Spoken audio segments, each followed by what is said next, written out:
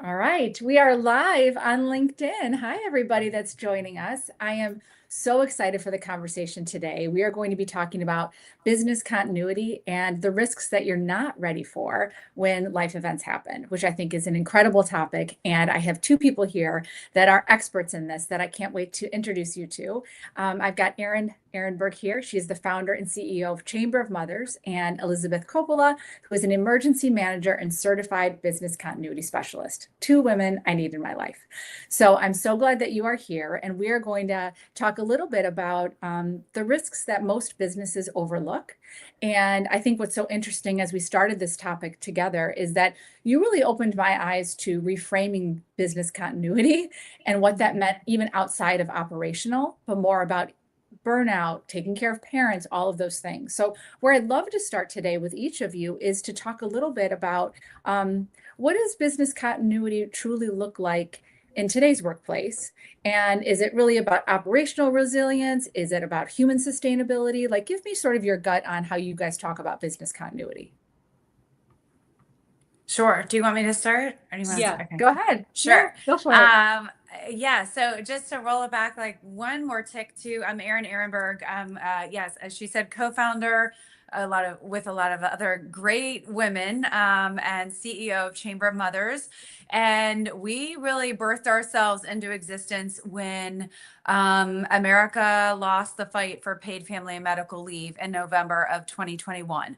And this came at a time where there was so much journalistic ink spilled about mothers being the social safety net of this entire country during COVID, where moms were elbowed out of the workforce and we suddenly were Zoom teachers. I'm the worst teacher you'll ever meet. So I was failing every day at teaching.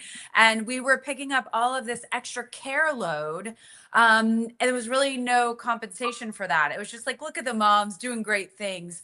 And we really all hoped that, I think when we saw what was possible with, initially it was called the American Family Rescue Plan that President Biden at the time put forward, it offered finally affordable quality childcare for all Americans, paid family medical leave for everybody, not just new parents. It wasn't just a mat leave. It was for all new parents.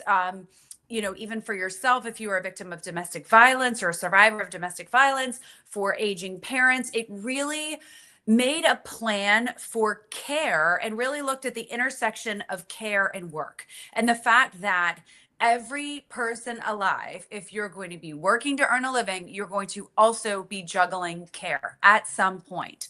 And so we all decided to fight for this, to have some government subsidy, and we lost. And, the US is the only country, besides some micro islands, that does not have federally subsidized paid family medical leave for all Americans. Now we have figured out how to pay for it for federal employees, but we always say, oh, how would we ever pay for that for American families? And I was extremely impressed when I met Elizabeth through a friend and a board member. She said, you just got to meet Elizabeth, and I know sparks are going to fly. And she had this brilliant way of talking about care and how care shows up in the workplace and the risk that care presents for employers who aren't taking life events seriously. And my brain went straight to, wow, what framing? Because I just got back from DC yesterday. We now have 46 chapters across the country, and we go to DC between 6 and 8 times a year. And we fight for paid leave, affordable childcare, and improved maternal health investment from lawmakers across the political spectrum. So as you know, we got a lot of lawmakers who just don't want to invest in these things, in any of what they consider like social supports. And so when Elizabeth presented the framework that I want her to talk about, because it's really her brilliance, I just thought, oh, wow, this could be a huge unlock for finally getting what we need, but thinking about it through what she calls a business continuity lens. Well, thank you, Erin. I'm Elizabeth Coppola. I've been an emergency manager for about 10 years now. And just recently I started doing business continuity. So I became a certified business continuity specialist. And I'm also a mom. So, things kind of converge all at the same time. When you become a mom, that's the lens you see things through all the time. Because kind of what you said, like we take it on, we have to take it all on all the time typically. It just has to get done. But when I was doing the business continuity courses and talking to my colleagues, I think most people underestimate how life events, such as births, deaths, the caregiving needs, illnesses, divorces, relocations, they all affect team performance. And that could be through institutional knowledge and culture. And the cost is really the hidden productivity costs and financial impact to your organization. And sometimes businesses aren't aware of this because it is absorbed by the parents. We have these kind of like underground networks that we say like, how did you do leave? Or how did you do this? Or maybe my parents can help out. And we're absorbing these kind of things that need to get done in the workplace that if they didn't get done, the business couldn't survive. But as we know, we have an aging population, the baby boomers who are going to start retiring. They're relying more on their children to take care of them. And at the same time, women are having children later in life. So we have, and typically that's right when women move into these management roles and take more on in a business. So we have this convergence of women who are taking on caregiving for small children, their parents, and then trying to do it all at work. And that is one thing for the person trying to do it. We're all moms here. We know how hard that is, but it also has a huge effect on the business. So when you look at it through the lens of your business, you want to make sure that you can continue through any disaster, whether that's a tornado or losing your HR specialist or the person who's programming all of your online content. Your business is probably not going to survive if that person just goes away. So for business continuity, the most important thing is to plan ahead and then to practice those plans and make sure that you can survive through any of these things. And that's what we were calling life events, surviving through a life event. Right. Well, and I loved it too, because Elizabeth was talking about, she's going in with FEMA. We talked about the LA fires because my family was impacted by that. And they set up structure for care, right? Because we know that there needs to be continuity of care during, a fire. And you think about if you're a homeowner, if you're a business owner, you invest, you have insurance in the event of natural disasters.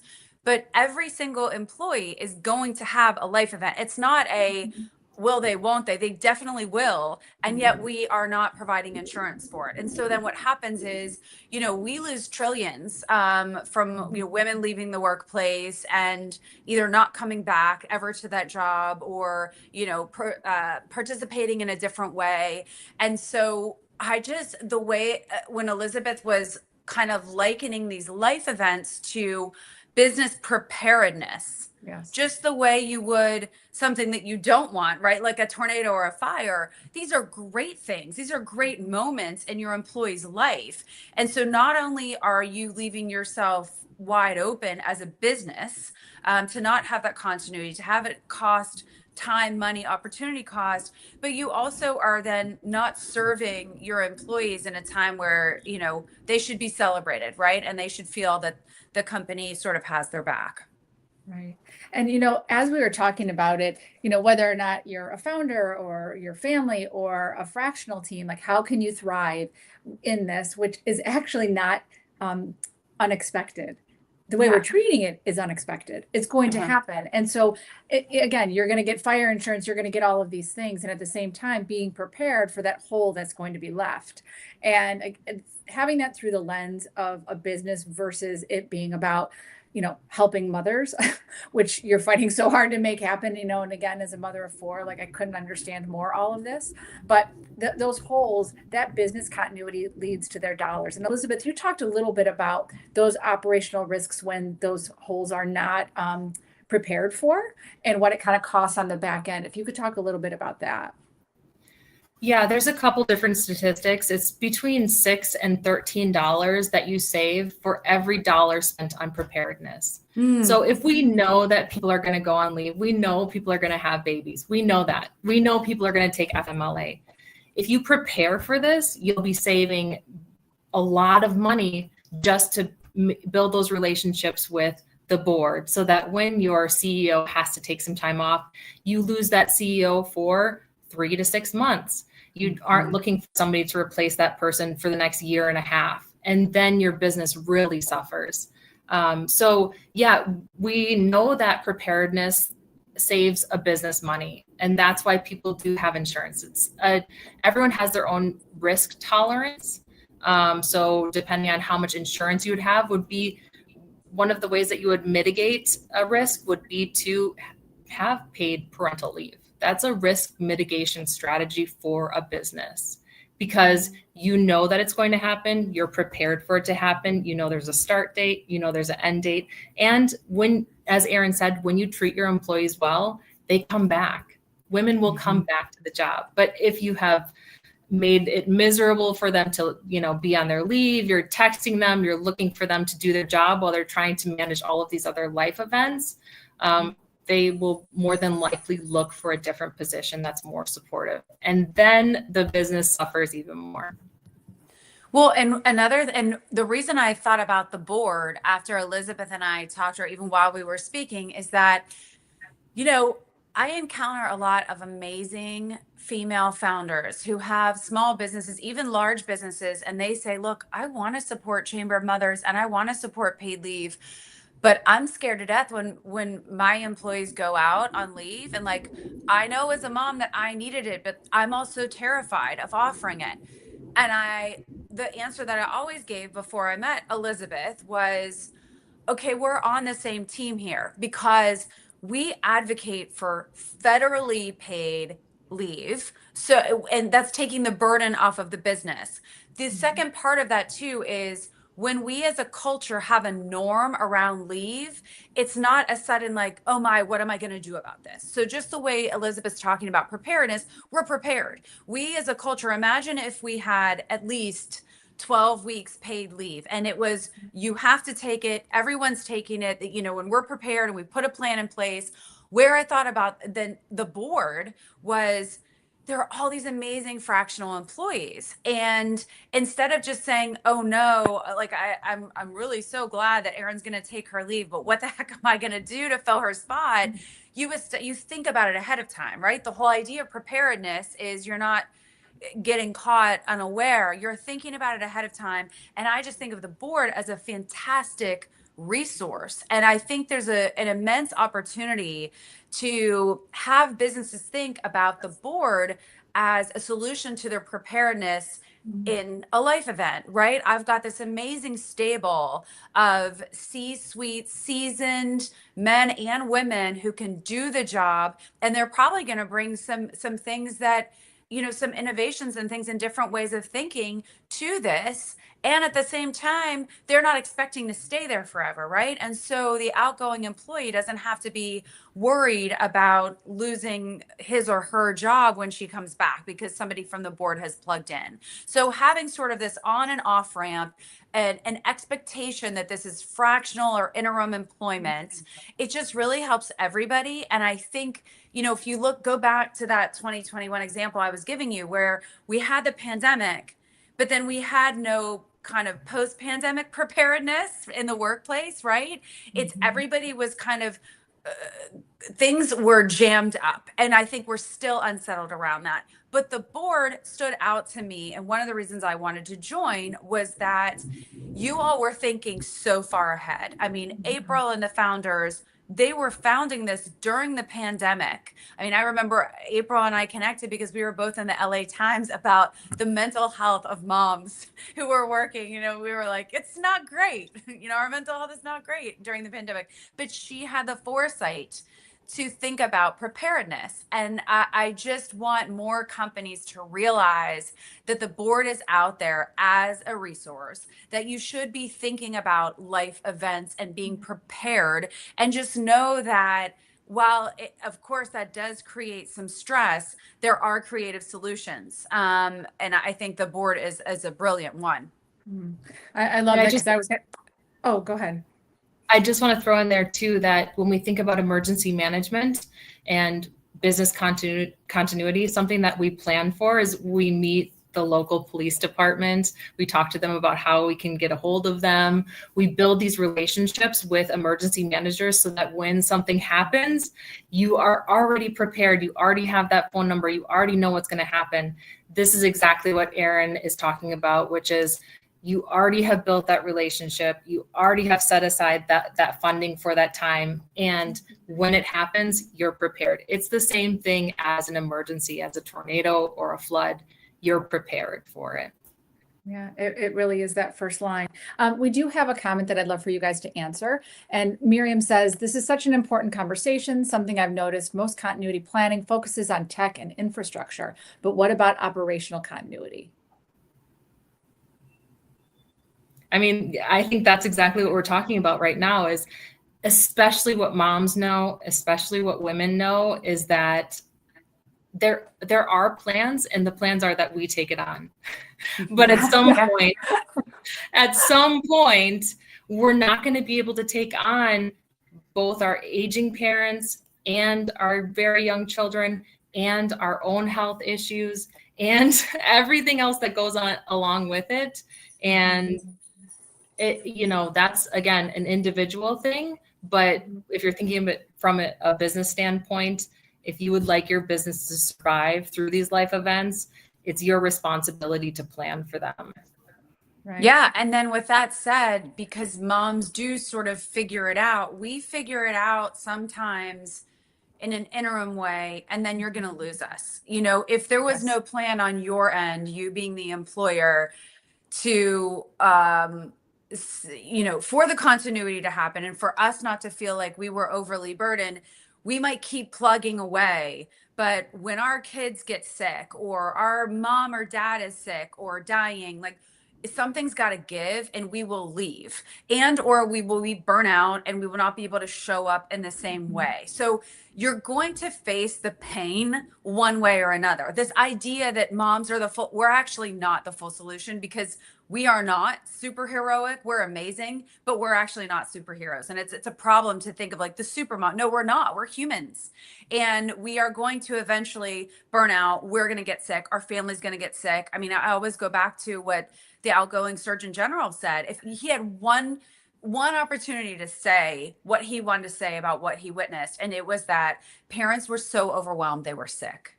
And then his follow-up to that was, and the answer is community. And I mean, that's such a mic drop for this conversation, right? I mean, that's what the board has created. And we need to look at the fact, if businesses need to wake up to this reality, because moms and the women working for them, this idea, we'll just figure it out. Like, just don't offer leave, they'll figure it out. And actually, you're going to pay for it one way or another. Okay. And I love that whole idea about, because we will figure it out, and we do, but the consequence and cost is that the woman breaks, and then there's the emergency. So do you want the emergency now, or do you want the emergency later? Exactly. And so, I guess what I would say, and I think I know the answer, but are there one or two practical business steps that you would tell an organization, like, do this one thing, or try this, even as a step forward of positive momentum towards this? I mean, I would start thinking about the most essential parts of your business. What does it take to continue? And you could even say, what would it take to continue through a tornado? If your actual physical workplace were destroyed, do you have a second location in order to run out of? So that's a really important aspect to think about.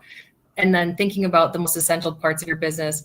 Who does all your HR? What are the most important things that happen in your business, and who's doing it? Is that a mom? Is that, who is that person, and how can you support them? Because at some point they are going to need support. So that's what I would say is very important to start thinking about, and building a business continuity plan. And if you're building it with somebody, asking them to help you build life events into that business continuity plan. Yeah. I just wanted to, before we close out here, that we're getting comments about how important this topic is, especially with business owners. And so I can't thank both of you enough. And we should have learned something even with COVID about preparedness and that things are coming. And, I appreciate all of the work that you guys are doing and stand behind you. And I will say too, to anybody listening here, please follow Chamber of Mothers on Instagram at Chamber of Mothers, and head to chamberofmothers.com to find your local chapter. And then always, thank you. At the board, we are a collection of what I think is an engine of community that shares, right? We learn from one another, and very, very happy that you're able to give us this wisdom today to prepare for the unexpected. So appreciate you both very much. Thanks, Great to everybody. be with both of you. Yeah. Thanks for your wisdom, Elizabeth. Yeah. Bye, Yeah. everybody. Bye. Bye.